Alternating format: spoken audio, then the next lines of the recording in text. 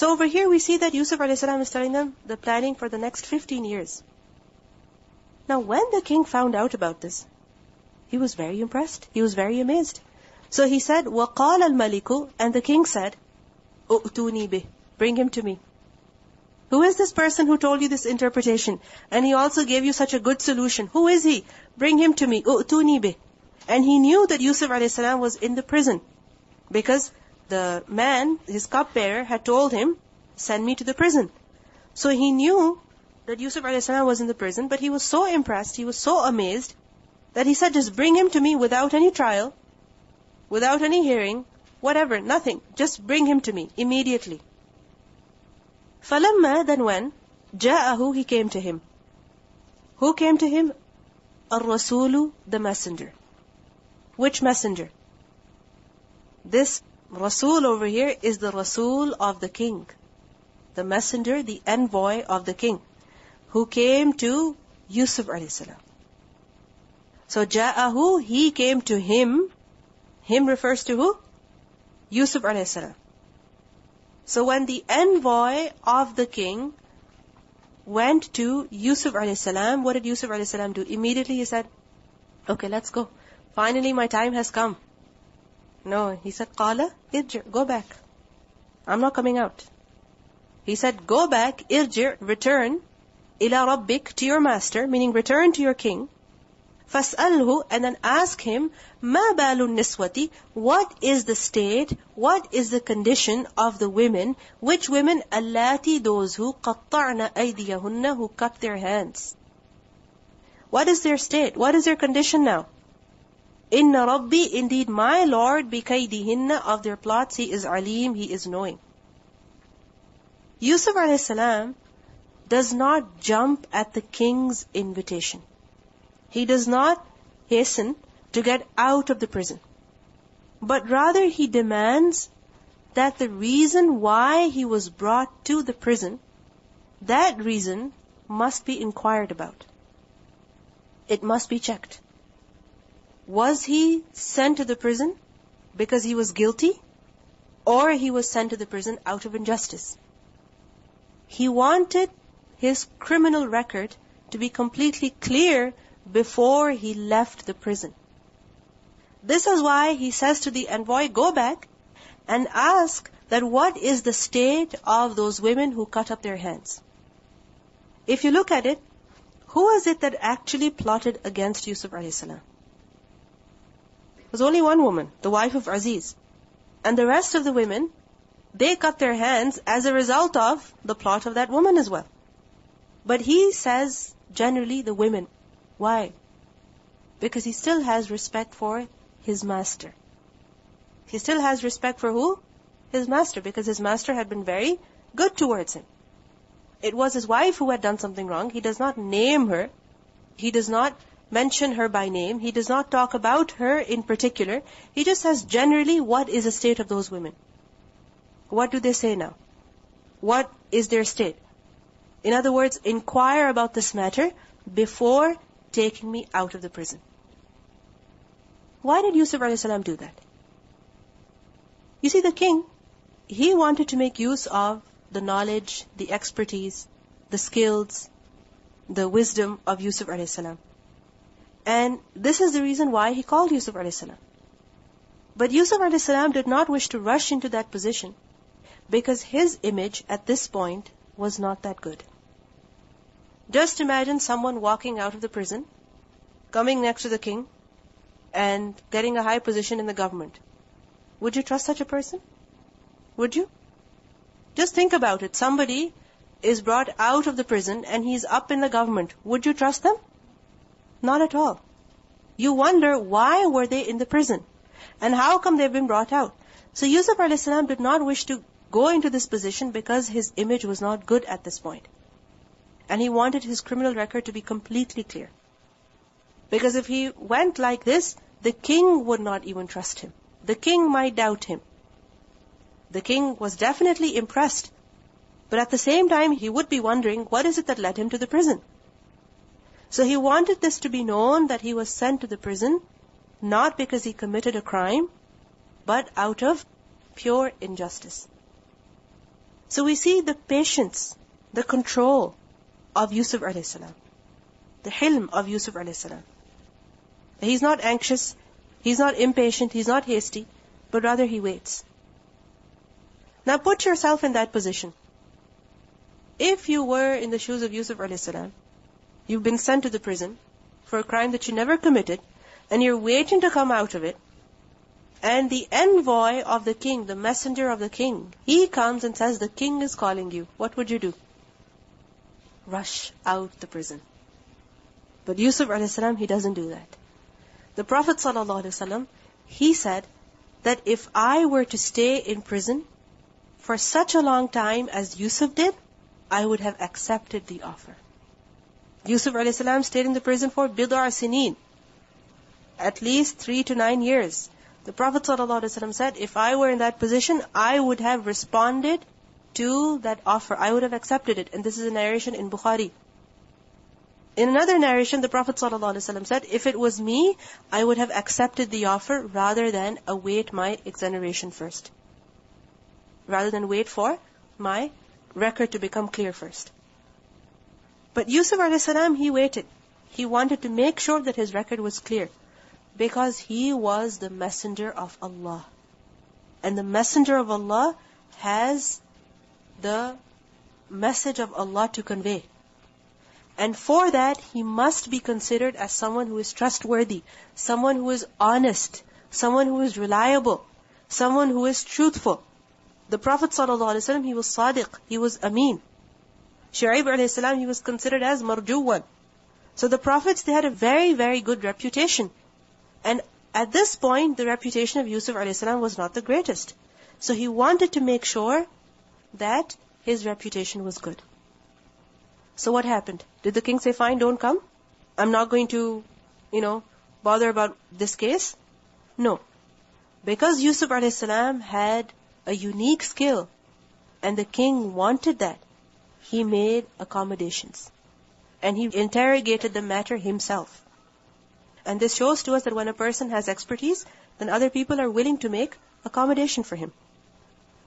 So qala, he said, meaning the king said to the women, that ma khatabukunna, what is your state? What was your condition rather? Id when rawattunna, when you seduced Yusuf alayhi salam. Meaning, what was your condition when you sought to seduce Yusuf alayhi salam? In the previous ayah, we learned about the word bal. Now we learn about the word khatb. Both are translated as condition, state, circumstance. The word bal is used for the present state of affairs of someone, the present condition of someone. So when he said, what is the condition of those women? Meaning, what is their present condition? What is their present condition? Are they still thinking the same about me? Are they still accusing me of something that I never committed? Because the Imra'atul Aziz, she accused Yusuf a.s. Isn't it so? So what is her present state now? What does she say now about me? And the word khatb, on the other hand, is used for a very important condition, a very important affair, a very important circumstance, situation that a person is in. Whether it is something very big or something small, but it is important to them. Because from the same root, khataba is the word takhatub, khutbah, which means to address. So it is an important condition, an important situation, because there's a lot of discussion going on in this. And according to others, khatb is also used for a situation, a circumstance, which is not that praiseworthy. It is disliked. It is not really a good condition to be in. It is not really a good state to be in. So the king asked, what was your condition? إِذْ رَاوَتُّنَّ, when you tried to seduce Yusuf an nafsi, Yusuf a.s. from his soul. When you tried to seduce him, what was your condition? In other words, did you find any inclination in him towards you? Did you find him guilty at all? قُلْنَا, they said, meaning all of the women, they said, حَاشَ لِلَّهِ, may Allah forbid. And in other words, subhanallah, مَا عَلِمْنَا, we do not know, عَلَيْهِ, about him, min su'in, any evil. we do not know any evil about Yusuf alayhi salam. In other words, we do not find any fault in him. He never did anything wrong. It was not his fault. He was not sent to the prison for a crime that he committed. No. He was never at fault. Hasha lillah. Subhanallah. So then what happened? Qalat, she said. When all of the women spoke the truth, now Imra'atul Aziz, the wife of the Aziz, even she spoke, even she testified. And she said that Al-ana, now, حصحص الحق, the truth has become evident. Now the truth has become clear. She makes a public confession of her guilt and the innocence of Yusuf alayhi salam. And she says, now the truth has become evident. The word حصحص is from the root letters ha, sad, sad, and according to others, ha, sad, ha, sad. And حصحص literally is when a camel sits on the ground. What is it? When a camel sits on the ground. If a camel is well trained, very obedient to its master, and the master tells the camel, indicates to the camel, get up, the camel will get up. But if the camel is not that obedient, it's very difficult to make the camel get up. Because you cannot kick the camel and say, get up. You can't do that. If you try to push him, you can't do that either. These animals in particular, for example, camels, donkeys, horses, mules, once they become stubborn, it's impossible to move them. Impossible. Sometimes it happens that in countries where these animals are roaming around freely, an animal will just come, stand in the middle of the road and not move. Honestly. Once I remember we were traveling, and there was a huge traffic jam, and we were stuck for hours, and we were wondering what's happening. So then the driver, he got off and he went all the way to see what was happening. There was a donkey standing in the middle of the road, not moving. Not moving at all. And eventually they had to push the donkey, or they had to shoot it or something or the other, because the donkey would not move. Sometimes it happens with these animals. So حصحص is when a camel sits very firmly on the ground and refuses to get up. It becomes fixed. It becomes firm. So حصحص الحق, being the truth, has become established. Now, it cannot be misrepresented. It cannot be removed. It cannot be concealed. It cannot be hidden. Just as a camel, once it's sitting, you cannot move it, unless if it gets up by its own choice. So the truth has been established. And others say that حصحص is when something becomes evident. When something becomes manifest, when it becomes revealed, and it becomes manifest on the removal of some pressure that was hiding it. Just imagine something that was hidden, that was concealed by some external pressure. And once that pressure is removed, then that thing becomes obvious.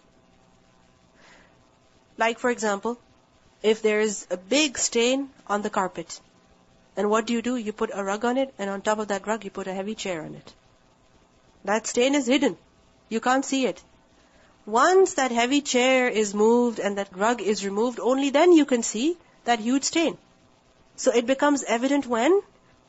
When the outward, external pressure is removed. So similarly, up until now, the truth about Yusuf a.s. was hidden, was concealed. By what pressure? The pressure of all these women against their men, that Yusuf a.s., na'udhu billah, for example, Imra'atul Aziz, what did she say? That he intended to do evil with me. So because of that, the truth got hidden. It was concealed. But now the truth was revealed when the women confessed. And she says, أَنَا رَاوَدْتُهُ, I did try to seduce him. She makes an open confession, a public confession. Yes, I tried to seduce him. عَنْ نَفْسِهِ, from himself. وَإِنَّهُ, and indeed he, لَمِنَ الصَّادِقِينَ, he was surely from the truthful ones. Previously he was called Siddiq, and now he is called a Sadiq, one who is truthful. That he was truthful in his claim that she attempted to seduce me. So we see that Yusuf a.s. is known for his good qualities amongst the people. First he's called a Muhsin, then he's called a Siddiq, and then he's called a Sadiq. despite the fact that he was the only one on the religion of Tawheed in that society. He was a minority, only one person against the entire nation.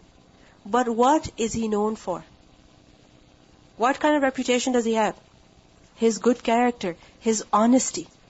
He was different from them, yet they acknowledged his good character. And we must also check ourselves over here, that when we live as minorities amongst other people who are on another religion, who have a different culture than ours, then what are we known for? What kind of reputation do we have? Yes, we may be accused for something that we've never committed. But what does our akhlaq demonstrate? Yusuf a.s. was accused for something, but eventually people did admit his honesty. They did say that he was a muhsin. Similarly, it's possible that Muslims are accused for crimes that they have never committed. But really, what is our reputation? Are we known for fulfilling promises or breaking promises?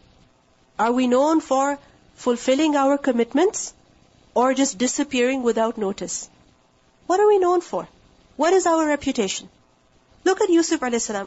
Only one person, only one Muslim. But people are acknowledging his honesty.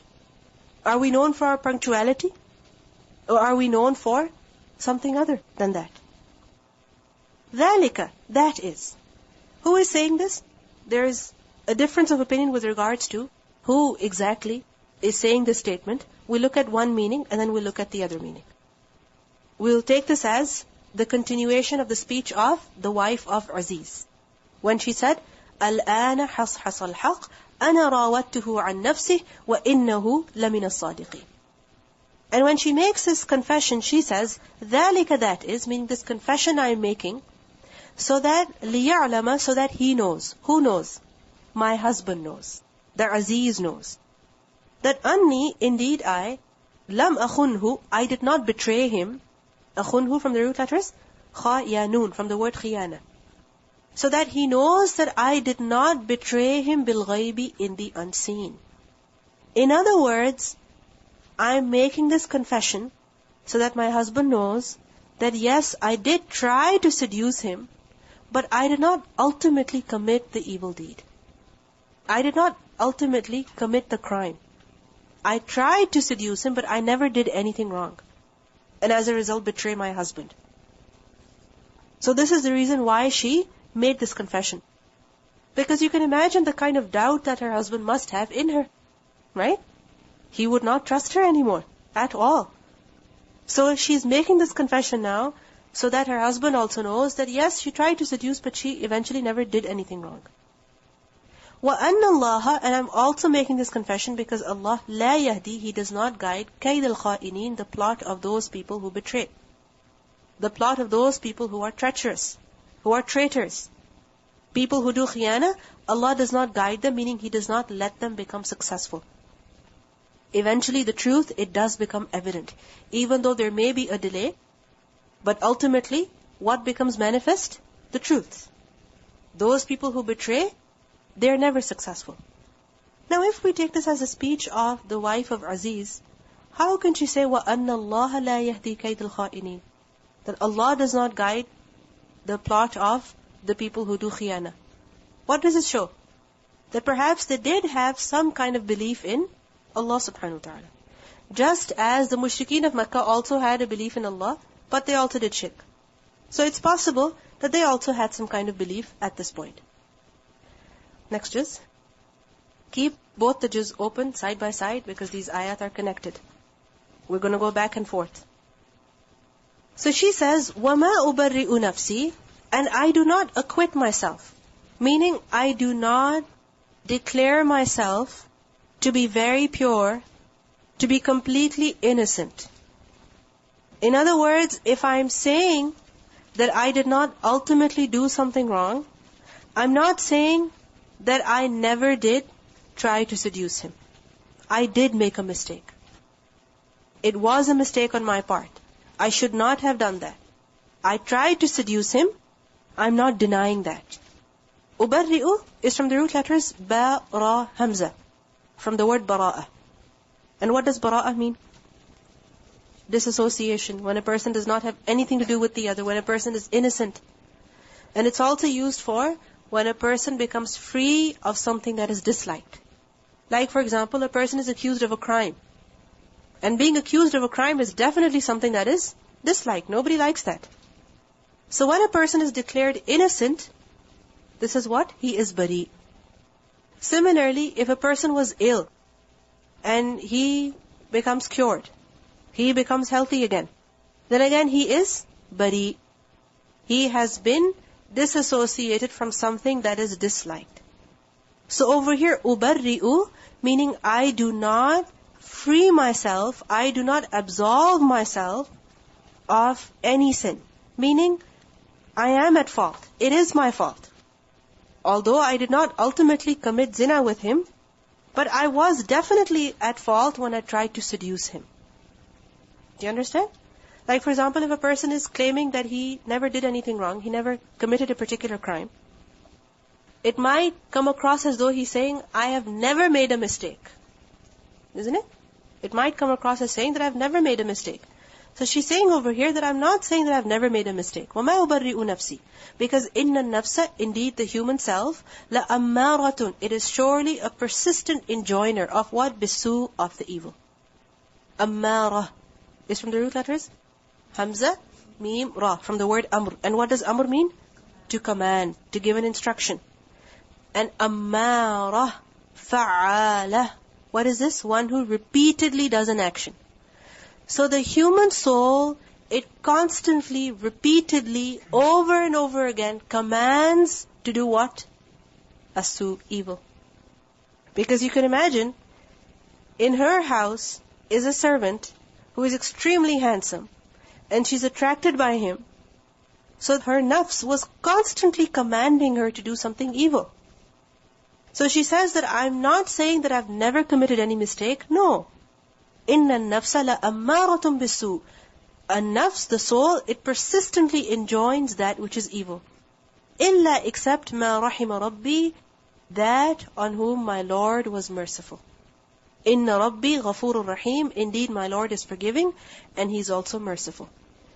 What does it mean by this? Illa ma rahima rabbi. Ma has been understood in several ways. First of all, it has been said that ma means man. That the soul, it constantly enjoins that which is evil, except for the person on whom Allah has been merciful and his soul does not constantly tell him to do bad. Do you understand? You may have heard nafsul ammara, nafsul lawwama, and nafsul mutma'inna. Have you heard of these terms? Nafsul ammara is the nafs that constantly urges a person to do evil.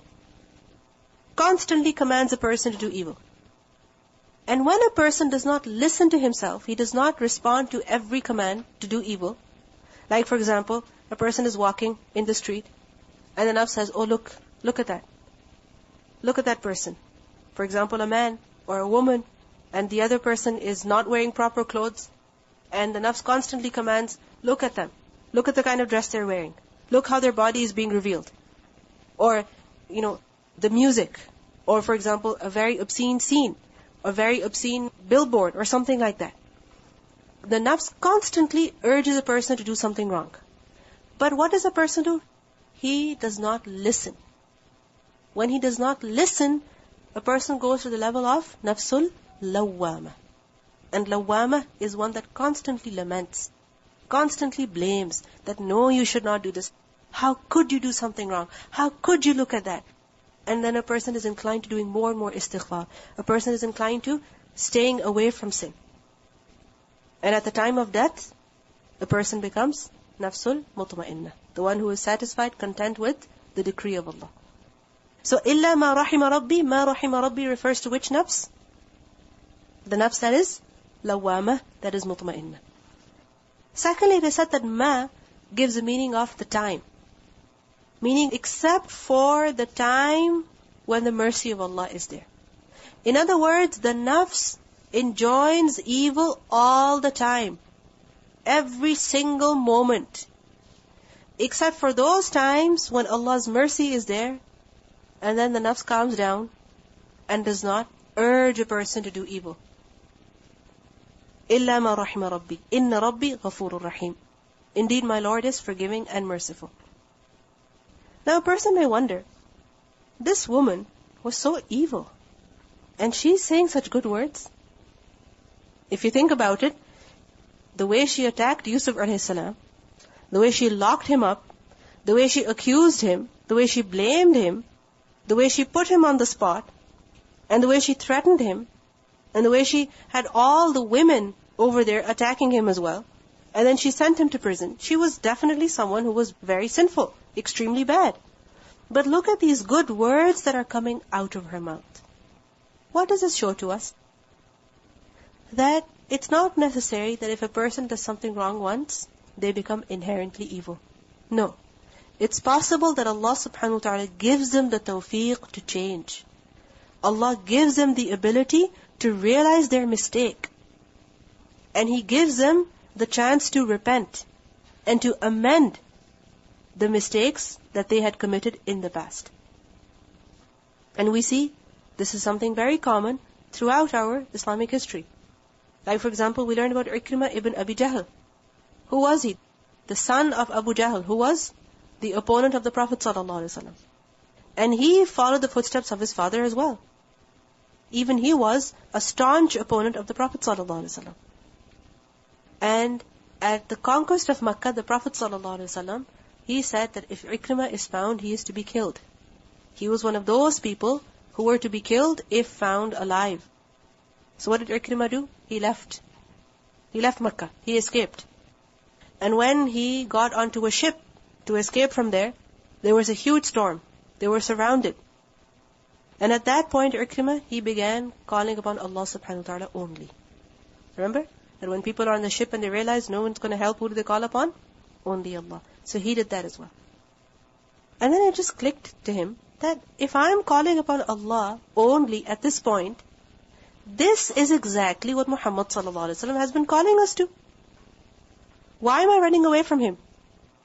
So then he went back to Makkah and he became a Muslim. But if you look at it, he committed so many crimes against the Muslims in the past. It's possible that a person has made major mistakes, but Allah can give him the ability to change. And Ikrimah radiallahu anhu is not alone in this. There are so many people. Abu Sufyan radiallahu anhu, now we call them radiallahu anhu. It's amazing. Because the way that they opposed the Muslims, but then later on, they repented. And also so many other people. Like for example, we learn about Abdullah ibn Mubarak. He was a great scholar. But you know who he was before he became a scholar? You can say he was a gangster. In modern terms, you can give that name. Because he had joined a group of people, a big gang, and they would go and steal, they would attack people, they would attack travelers, they would go and attack people in their homes at night, they would commit theft. And he was one of them. And his father was very righteous. But unfortunately, the son was completely different. And it is said that one night, he happened to go into somebody's house in order to steal. And when he got there, this man, he was reciting the Qur'an in his salah, and he recited some ayat of the Qur'an, that أَلَمْ يَأْنِ لِلَّذِينَ آمَنُوا أَن تَخْشَعَ قُلُوبَهُمْ لِذِكْرِ اللَّهِ. Is it not time for the people who have believed that their hearts should humble to the remembrance of Allah? And it just hit him at that point. That yes, it is time. It is time. And immediately he turned around. He completely turned around. He became a scholar. Just imagine, a person who used to go and steal and attack others, he becomes a scholar. So similarly, if we see these good words coming out of the mouth of this woman who did something so evil in the past, it is possible. Because Allah subhanahu wa ta'ala can be merciful towards whoever that He wants to. Other scholars have said that this speech, these ayat, this is a part of the speech of who? Yusuf alayhi salam. That Yusuf alayhi salam, he said, from ayah number 52, that ذَلِكَ, that is, meaning this innocence that I want to be declared, I want to make sure that people know of my innocence, because he asked the king to check his record, to interrogate concerning his matter, his affair. So he said, this innocence that I want to be declared is لِيَعْلَمَ, so that he knows. Who knows? Who knows? My master, the Aziz. He knows that أَنِّي لَمْ أَخُنْهُ بِالْغَيْبِ, I never betrayed him. So that he does not have any mistrust in me. He does not mistrust me at all. I never betrayed him. I don't want him to doubt me at all. Because I never did anything wrong. وَأَنَّ اللَّهَ لَا يَهْدِي كَيْدَ الْخَائِنِينَ, and Allah does not guide the plot of those people who betray. Why did Yusuf a.s. want to absolve himself of this blame? Because a messenger, he possesses two great qualities. And what are they? Of sidq and of amana. That a messenger must be a sadiq and he must be ameen. Yusuf a.s., he was known for his sidq. Isn't it so? He was called Siddiq, he was called Sadiq. But what about amana? This is also very important. So, it was necessary to refute this accusation of betrayal from him. This is why he made sure that he was declared as someone innocent. Because a messenger has a big amana with him. He has to deliver the message of Allah. وَمَا أُبَرِّئُ نَفْسِي. And then Yusuf a.s. says that I do not declare myself free of any guilt. I'm not showing the attitude of holier than thou. Because when people say that they're innocent, they might come across as saying that I'm very, very pious, much more righteous than you. He's saying, no, I'm not trying to say that I'm a perfect person. I've never made a mistake. Because إِنَّ النَّفْسَ لَأَمَّارَةً بِالسُّوءِ. The nafs, it commands you to do evil. It's only natural. إِلَّا مَا رَحِمَ رَبِّي, except for the person whom Allah is merciful upon. Inna Rabbi Ghafurur Rahim, indeed my Lord is forgiving and merciful. Now, with regards to the two opinions, which is stronger? How do we take these two opinions? First of all, remember that At-Tabari, who is At-Tabari? If I mention these names, you should know. Mufassir. He is a Mufassir of the Quran. Him, and along with him, many other Tabi'een. Who were the Tabi'een? The generation after that of the Sahaba. Who did they learn from? The Sahaba, the companions of the Prophet ﷺ. So, all of them, so At-Tabari, Mujahid, Sa'id ibn Jubayr, Ikrimah, Dhahak, Hassan al-Basri, Qatada, all of them and many others, they said that this statement is of Yusuf a.s. Who said this statement in explaining his demand for the inquiry into the affair. So he said this, explaining why he demanded that his affair must be inquired about. And these must be his words, they say, because such good words cannot come out of the woman who said haytalak. Because these words, they demonstrate a sense of great nobility of character. But other scholars, they disagree. Amongst them are Ibn Kathir. Who is Ibn Kathir? He's also Mufassir. Amongst them are Imam Ibn Taymiyyah as well as Imam Mawardi. They say that it is a statement of Aziz's wife. Why? Because she is confessing. She is confessing over here. And she is stressing the fact that yes, she made a mistake, but she did not ultimately commit the crime. And she's confessing because she realized her fault. And if you look at it, this opinion, the second opinion, that this is the statement of the Imra'atul Aziz, this seems to be more strong. Why? This is more suitable. Why? Because at this point, Yusuf a.s. was where? He was in the prison. He had not come out yet. And we see that the king, he is asking the women. And when the women, they say Yusuf never did anything wrong, this woman begins to talk. And then after that, what do we see? That the king says again that bring Yusuf. What does it show? That Yusuf a.s. was still in the prison. He was still in the prison. So these must be the words of who? Of this woman. And we discussed earlier that how could such good words be coming out of her mouth? Because she repented. She realized her mistake. And this is something very important for us to understand. Because if somebody has made a mistake once in their life, we never forgive them. We never forgive them. We never forget what they have done. We never let them forget what they have done. And we never let other people forget what they have done. We keep reminding them. Remember when you did that? Remember when you used to do that? Remember when you used to say that? Why are you reminding someone of a sin that they committed in the past? Forget about it. If it has been committed in the past, a person has changed, he has repented, he has improved, encourage him instead of discouraging him.